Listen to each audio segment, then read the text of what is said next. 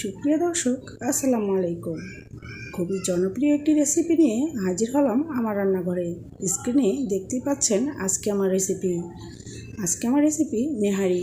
So চলুন দেখে নেওয়া যাক কীভাবে রান্না করলাম। আমি এর জন্য গরুর পায়াগুলোকে ভালো করে ধুয়ে গরম পানিতে ভিজিয়ে রেখেছিলাম। এভাবে অন্তত 15 মিনিট ভিজিয়ে রাখতে হবে। তারপরে আমি কুসুম গরম পানিতে আরেকবার ধুয়ে নিচ্ছি।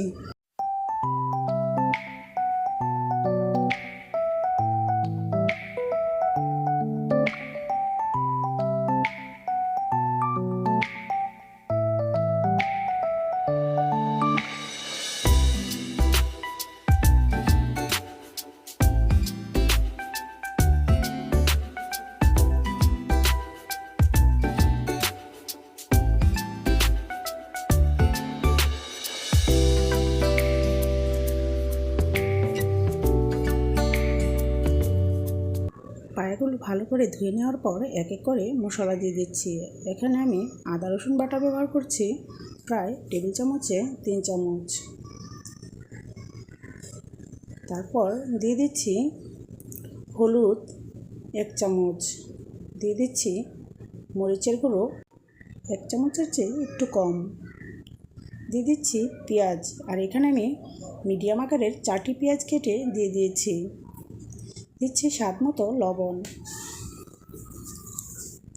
দিয়ে দিচ্ছি কাঁচামরিচ ফালি করে, দিয়ে দিচ্ছি দারচিনি এলাচ লং।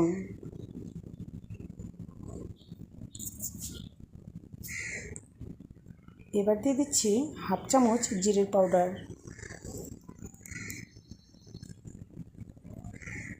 দিয়ে দিচ্ছি গরম মশলার পাউডার খুবই সামান্য পরিমাণে। এবার প্রায় 3 টেবিল চামচ তেল দিয়ে ভালো করে সবগুলো মাখিয়ে নিচ্ছি।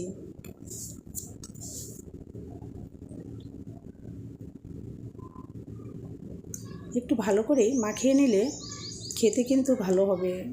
আর যদি মনে করেন যে না মাখিয়ে নেব না, তাহলে কিন্তু আপনি একবারে পানি দিয়ে বসিয়ে দিতে পারেন।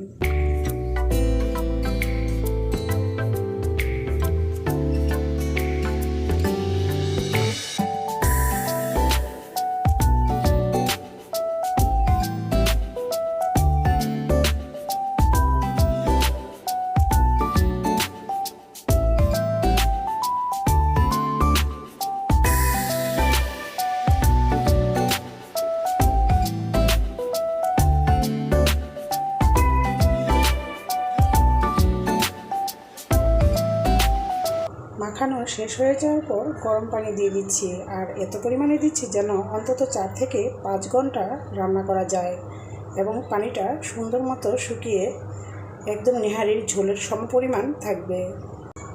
এবার একটু নেড়ে চেড়ে তারপর চুলায় বসিয়ে দিতে হবে। আর বলক চলে আসার পর চুলাটা অবশ্যই মিডিয়াম ফ্লেমে রেখে তারপর জাল করে নিতে হবে।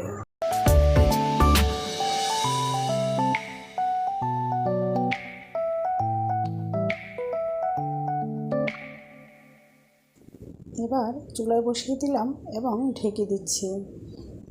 বলক চলে এসেছে, তাই একটু নেড়ে চেড়ে দিয়ে আবার ঢেকে রান্না করব।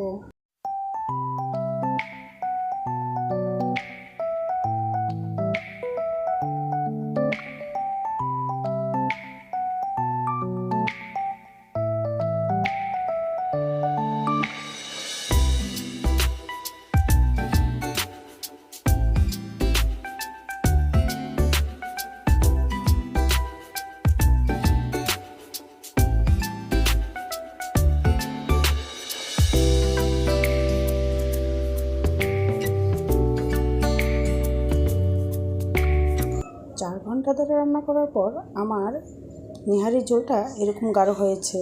সো আমি এখন একটু চাউলের গুঁড়ো গুলিয়ে তারপর দিয়ে দিচ্ছি।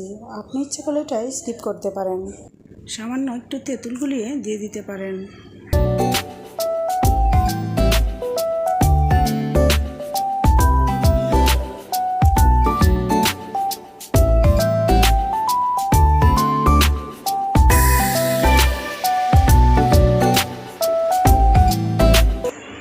নেহারি রান্না হয়ে গেছে, এখন ফোড়ন করে নিচ্ছি।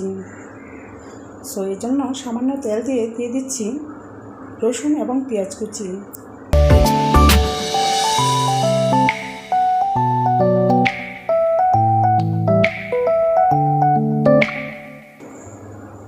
রসুন এবং পেঁয়াজ কুচি ভাজা ভাজা হয়ে যাওয়ার পর আমি নেহারির মধ্যে ঢেলে দিয়েছি। এবার সামান্য একটু নেড়ে তারপর ঢেকে দিব। ফোড়ন দেওয়ার পর ঢেকে অন্তত 2-3 মিনিট রান্না করে নিতে হবে। আর ফোড়ন দেওয়ার পরে নাড়াচাড়া বেশি না করাই ভালো। সো ভিউয়ার্স, যদি ভিডিওটি ভালো লাগে তাহলে অবশ্যই লাইক, কমেন্ট, শেয়ার করবেন আর সাবস্ক্রাইব করে পাশে থাকবেন।